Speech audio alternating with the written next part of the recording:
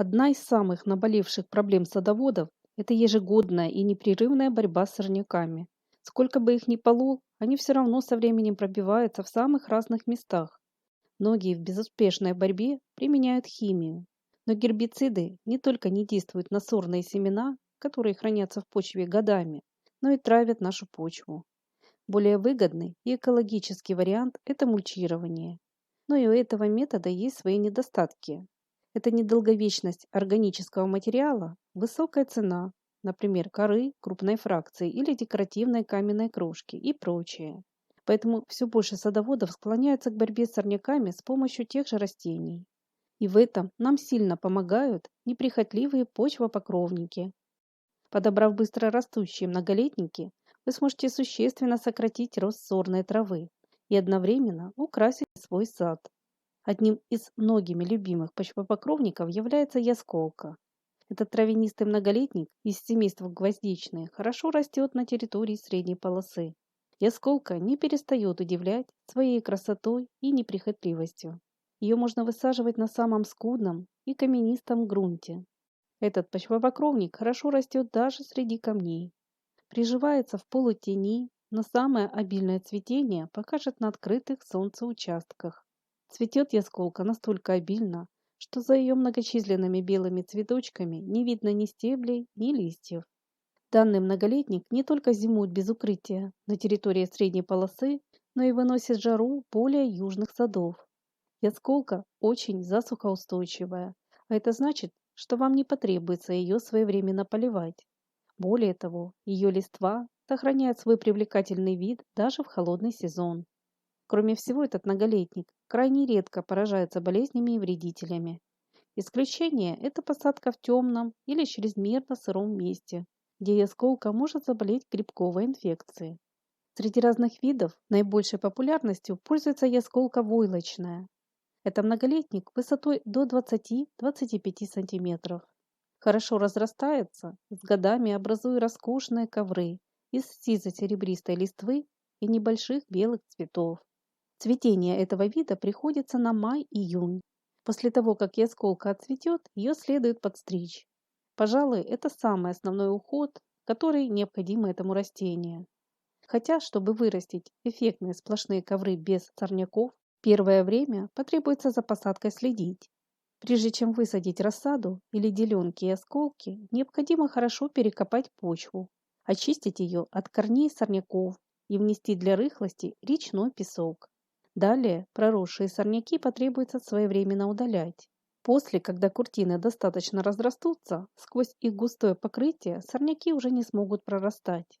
Таким образом, с помощью ясколки вы сможете решить сразу несколько задач. Задекорировать пустующие участки в саду, избавить себя от постоянной прополки и создать интересные, самые разные решения на своем участке. Ясколка красиво смотрится с разными растениями. Она может служить эффектной подбивкой многим кустарникам и более высоким многолетникам. Этот почвопокровник красит каменистые сады и склоны, подпорные стенки и солнечные цветники. Ясколка будет эффектно обрамлять ваши клумбы, декорировать приствольные круги деревьев и кустарников, а также симпатично смотреться посаженной вдоль садовых дорожек. Данный многолетник декоративно выглядит даже вне цветения. Его серебристые плотные заросли наращивают эффектные подушковидные куртины, которые всегда заметно выделяются в саду. Очень красиво сочетается сизая с опушением листва и осколки с рядом посаженными растениями желтой и более яркой окраски. Она эффектно смотрится даже с розами и метельчатыми гортензиями. Данный почвопокровник на зиму листья не сбрасывает и по-своему декоративный даже зимой, особенно в садах с мягким климатом. Требования для выращивания ясколки очень простые. Она непривередливая к качеству почвы, но кислый грунт ей не подходит. В этом случае под перекопку придется внести известь или доломитовую муку. Для рыхлости добавляют песок. Еще это растение не любит чрезмерную сырость. В низинах ясколку также не стоит сажать, а в посадочные лунки или в грунт добавить мелкие камни, дренаж.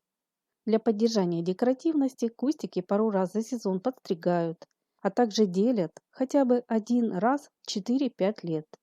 Если вы планируете контролировать рост этого почвопокровника, лучше его ограничивать обрезкой или каким-то бордюром. Стрижку ясколка переносит безболезненно, поэтому не бойтесь обрезать ее коротко, на уровне 10-15 см от почвы. В размножении этот многолетник тоже неприхотливый. Ясколку проще всего делить, но она также хорошо размножается семенами и черенкованием. В садах с суровыми и бесснежными зимами посадки ясколки лучше прикрыть белым спанбондом. Белые цветы и серебристая листва ясколки войлочной удачно гармонируют в саду с самыми разными цветами. Она красиво сочетается с почвопокровными флоксами, абриетой, колокольчиками и ярким фоопсисом. Посмотрите, как интересно смотрятся на контрасте розовые соцветия шарики фоопсиса на фоне камней и белой ясколки. Это еще один неприхотливый почвопокровник, который поможет вам справиться с сорняками. Если вам надо быстро украсить пустующий участок в саду, посадите это неприхотливое растение. Фопсис засухоустойчивый, растет в полутени и на солнце. Высота его покрова от 15 до 30 см. Фопсис – многолетнее растение, но его многие выращивают как двулетник. Его кустики декоративные не только цветами, но и своей ажурной листвой. Цветет фопсис, начиная в мае и заканчивая в сентябре. Пышные заросли этого многолетника создадут эффектную подбивку в цветниках, а заодно и избавят вас от прополки сорной травы. Кроме редкой неприхотливости, растение радует еще и своим ароматом. В пик цветения стебли фоопсиса покрываются множеством очаровательных шаровидных соцветий, на которые слетаются насекомые-опылители. Диаметр соцветий около 3 см. Окраска в основном ярко-розовая и пурпурная. Из дополнительных преимуществ этот почвопокровник обходит стороной болезни и вредители. На его листву не покушаются даже слизни. Возможно, это связано с особым специфическим запахом растения. Фопсис приспосабливается к скудным, каменистым и песчаным грунтам. В тяжелый глинистый грунт лучше внести дренаж. При желании фопсис можно также выращивать в контейнере, сочетая его с самыми разными декоративными культурами. Подросшие растения не нуждаются в своевременных поливах и довольствуются осадками, за исключением посадки в засушливых регионах и в вазонах. Фопсис достаточно зимостойкий и выносит без укрытия морозы до минус 24 градусов, но может выпадать при выращивании в сырых и низинных местах. Этот почвопокровник хорошо возобновляется самосевом. Кустики фопсиса размножают посевом семян на рассаду или в сад весной, а в более теплых регионах под зиму. Их также черенкуют и делят.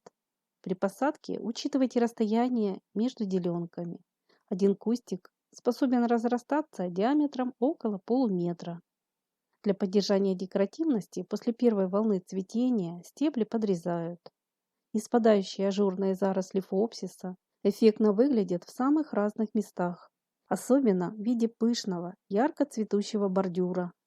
Если вам надо за короткие сроки скрыть пустующие участки в саду, задекорировать солнечные места, каменистые сады, приствольные круги или подпорные стенки, посадите ясколку и фоопсис. Эти растения не только украсят ваш сад, но и избавят вас от изнурительной прополки сорной травы. Поделитесь также своим мнением и опытом. Какие еще многолетники вы можете посоветовать в борьбе с сорняками? Не забывайте подписываться на наш канал, чтобы не пропускать выход новых роликов. Если вы так же, как и мы, любите редкие, красивые и неприхотливые растения, с нами вам будет интересно. А если это видео было хоть немного вам полезным, не забудьте, пожалуйста, поддержать нас своим лайком. И до новых встреч в нашем добром саду.